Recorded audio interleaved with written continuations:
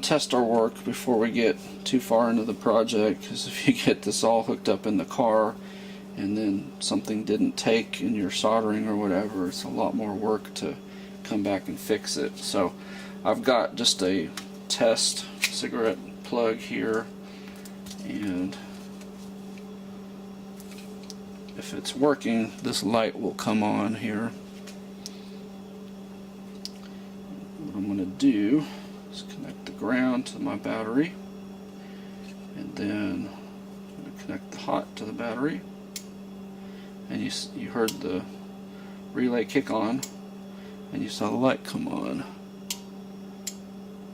So that means my soldering worked and that this is working. And then you'll also see that light comes on. So in other words, if this will be our key power in the car, when I turn the key on, this will come on. So my relay is working, and that's a good sign. So in review, key on power is going to come in the red wire and go to here in the blue. The ground will always be grounded constantly. My switch here will be connected to constant power, and so when it's switched on, it will send constant power to here, which will bypass the red wire and send power from the yellow to the blue. And the white is what triggers the relay to do that. So I could have the white and the yellow connected to separate power sources, but there's no reason to do so. So this makes it a simplified connection. You're going to have connect to accessory power, connect to ground, and connect to the switch that on the other side of the switch is full-time battery power. And like I said, once you can do this type of wiring, you can do virtually anything, because you can have two power sources going to one output, or you can have one input going to two sources to switch from power.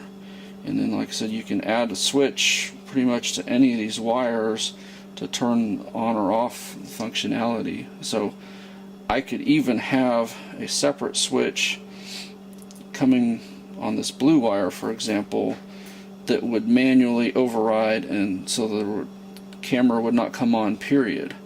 Now I don't have a need to do that, because I want the camera to be recording obviously when I'm driving,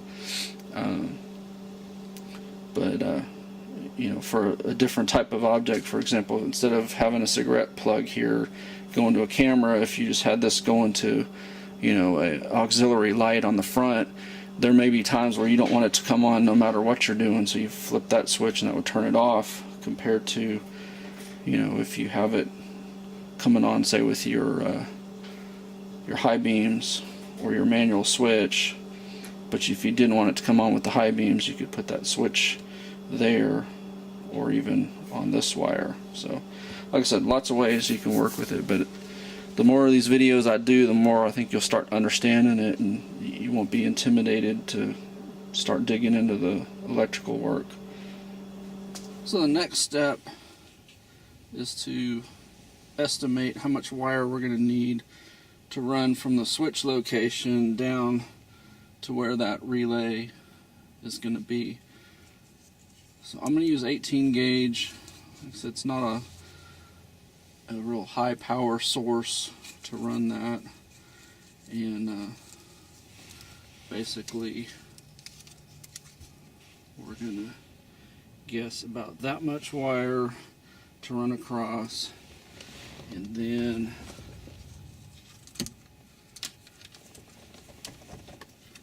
about that much to go down. Now you don't want to just cut here and stop, because you got to remember we're going to be running the wire up from our hot source to the switch and then back down. So I actually need double this amount of wire, and then generally speaking I will overestimate by a couple inches on there, because it's never as simple as just running a straight path to it. There's usually twists and turns. Thankfully the Crown Vic is pretty easy to work with. Usually there's a straight path to things that you're wanting to do. This piece, for example, it just pops out, and so you can run your wires behind there pretty easily, and then you can kind of fish them either around the glove box area in the back and drop them straight down, or sometimes you can run straight across here and make it direct. So I'm not going to need to overestimate the wire as much as I would in an unknown vehicle, for example. But like I said, this piece just pops up. There's kind of retaining pins throughout it, and there's one over here that has kind of like a washer on it, so you kind of have to fish that out as you're pulling. But when you remove this piece, you have access to, some of the models have the passenger airbag light here, some of them don't, and then you have access to your trunk release. If you have a P71, you have a trunk release there. I've heard, and I didn't look the last time I had this off, but I've heard that there's actually two connectors back there, one that is key power and one that is full-time power. So mine is hooked up full-time power, so I can just pop the trunk anytime. But I've heard you can switch those so that if you want it to where you have to have the key on to open the trunk, you can do that. Got it estimated, and I'm going to go about that much more wire, and then mark that here, and then double it, because like I said, we're going to make two runs basically, one from the source and one back to the relay. I'm going to show you, start pulling from this side and it'll start popping out, and like I said, at the very end here there's the one that has kind of a almost like a washer there that kind of holds it in, so you kind of got to wiggle that around before the rest of this will pop off.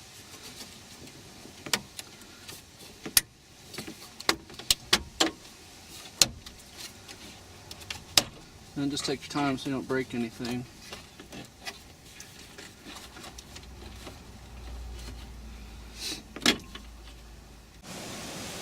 I wanted you to see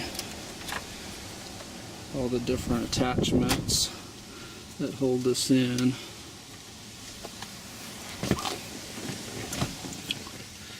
And as we suspected, there is an option there, so you can make your trunk popper via the ignition or the battery power. You see mine is hooked up as battery, and this wire here is connected to my keyless entry, so it sends a pulse there which triggers the trunk. And like I said, this is my addition, and I would have preferred to have a little bit more wire there to be able to work with, but that's what's controlling my fog lights right now. And then you can see there the rest of the connectors there. So I wanted to show you kind of how I prepped that wire. Did go ahead and cut both sides. I like to label my wires red tape for hot, yellow for accessory, and black tape for ground. As long as I keep that system consistent, I always know what type of wire I'm dealing with when I come across something like this. Now obviously, since black tape is generally cheaper, I used it to just kind of loosely wrap this to make so that the fishing process will be a little bit simpler. And then you've seen in my other videos where I will crimp these connectors on, and I didn't do anything as far as tinning the wires, and that's more of a shortcut than a correct way to do this. So this one I'm actually going to tin the wires before I crimp these, and that'll make a much longer lasting. And tinning the wires is basically just soldering them without connecting another wire to them. However, in this particular situation, since I'm wanting well, I should say wanting, there may be a time where I need to piggyback into multiple switches, and so instead of having to run another power wire, what I'll do is I'll piggyback another short piece of wire here. So it's going to look something like this.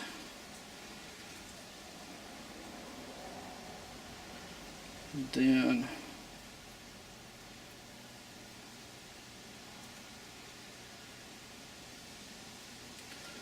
that way later on, if I'm needing to connect another switch here, I'll have a wire to go right to it, so I'll always have a power source here.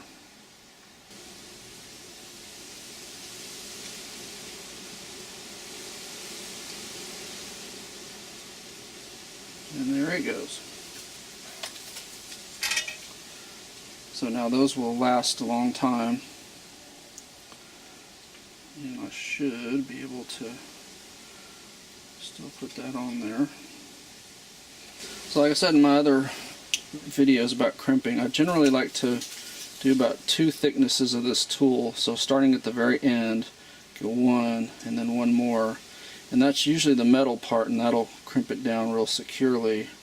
And then 1 real soft crimp here at the end, just to kind of seal it off. And you see I've got the tip of the wire slightly exposed there, so I know that it's all the way through. So now that connector's on there. So that connector will go to the switch when we're in the car. Now, for those of you who watch me add this, you probably caught that I made one sort of hasty mistake here. I should have labeled this wire as being the source, because when I'm in the car, I'm not going to know which one on this end is the source and which one is going out to the relay ultimately. And so there's a couple ways you can do it. One, you could untape this and track that down, but if you have a multimeter, there's actually a much simpler way. You just do a continuity test and see which wire is which. And so that's what I'm going to do here, and just make sure that I label both ends here so that I know which is which. And I'll make sure that this one becomes my source, and I may mark this one with blue as being my output. So if you see the meter there, when you have continuity, see it goes to 0. So I'm going to connect to here with one of my leads, and then on this side I can just check and see which one is which. And so it is the longer one is the source. So there's no continuity on that wire. So this one's my source. So you put it like a piece of blue tape, or some sort of indication on here that you know that it's the one with the 2 on there, and that way when I'm wiring this in the car, I'll connect this to the car's hot source, and this one will go to my relay here.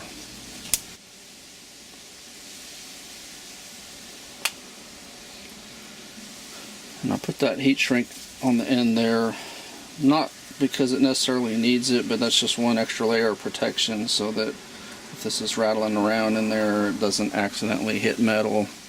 Like I said, it's highly unlikely that it would hit metal, but just in case. And because these are going to be hot, I'm going to go ahead and put some heat shrink on them.